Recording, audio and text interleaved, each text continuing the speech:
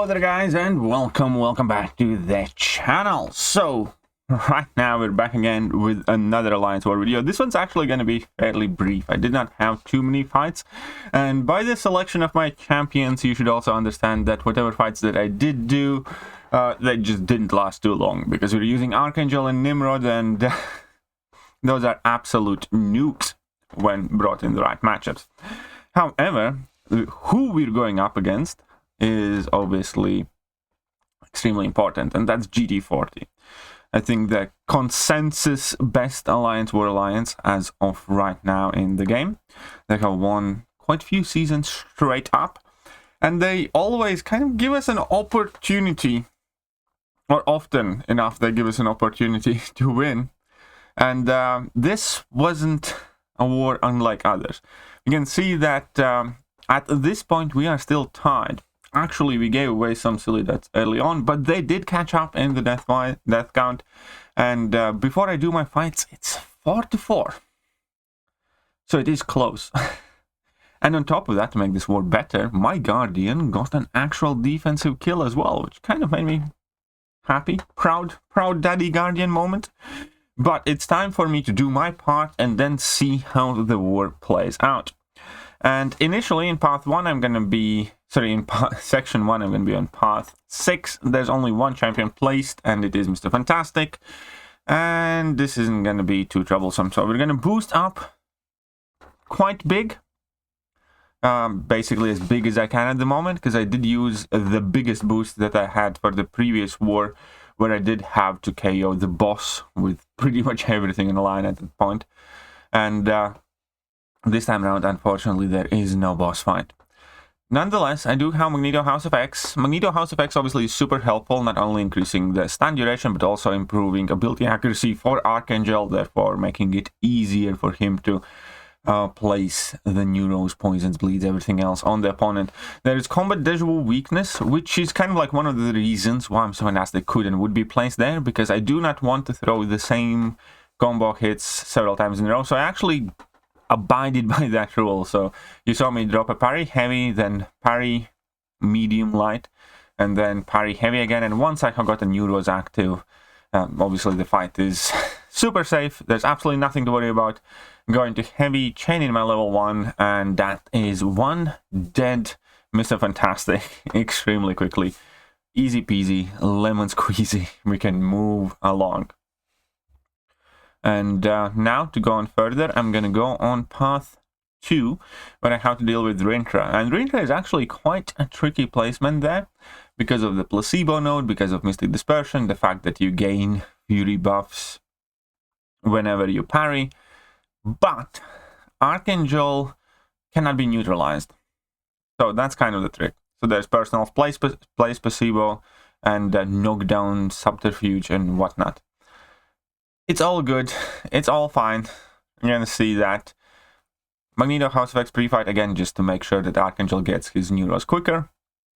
And nothing really there is going to matter too much or too soon, because we got 2 bleeds at second heavy. We got 6 bleeds. We do get that poison.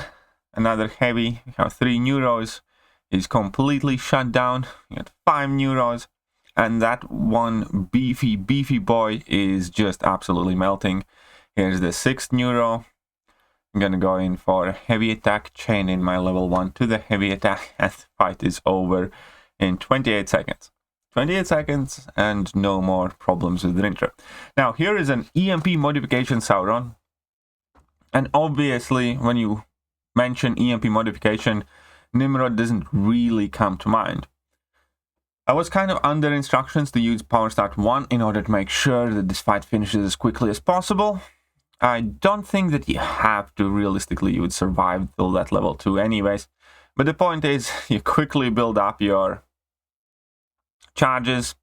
He does have like 8 of those 9 shock modification charges then. But obviously that is Nimrod against the Sauron, and 1 level 2. It's all it takes, and in this case the fight lasted 15 seconds. Right, and now I do have the final fight. I'm actually going to end up using that mini energy refill here, and I do need to take on this abomination, on safeguard, on vigorous assault, recovery. And obviously when you go up against abomination with Archangel, there is an RNG in play. However, we are stacking the odds in our favor by using Archangel with Magneto House of X pre-fight, even though here you can see that first heavy attack did absolutely nothing, and that only the level 1 after the second heavy attack kind of started doing something here. But it's okay, we have kind of regained control of this fight, everything's fine, and we're just gonna chill and be happy. Unfortunately here, he didn't even get to dash back in at me, and at this point when he throws his level 1, there are no neuros active, and that is somewhat worrisome. So I do get a poison on me, but it's okay, it's just 1. He had 3 neuros back up on him, now he has 5 neuros. And this one wasn't the best RNG Archangel fight, but we get in the last couple of wing attacks and another very quick and brief fight with Archangel. So I did my job, I did whatever was asked of me, perfectly fine and adequate. And how did we do as an alliance against GT40?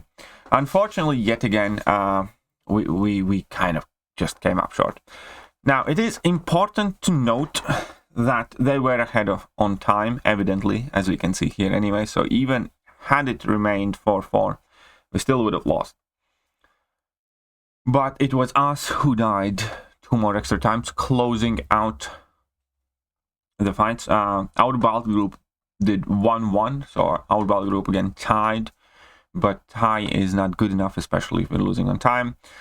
So we ended up losing as GT40 yet again. So that means that so far this season we are 1-1. And what is the more annoying thing is, typically if we meet GT40 relatively early in the season, that also normally means that we're gonna likely play them again towards end of the season. And it's just like one of those things with Alliance War matchmaking, where when it pours it rains, and you can have your entire seasons ruined just by the schedule of what alliances you meet. And likewise, you can have very good unearned seasons when you basically do not play any of the top alliances. So I do hope that Alliance War matchmaking is still something that is being looked at. But all that put aside, that was War 2. As I said, all of the fights were pretty brief and nukeable. But nonetheless, I do hope that you guys enjoyed the video, and if you did, hit that like button, hit that sub button, hit all the buttons. I'm gonna catch you guys soon. See ya.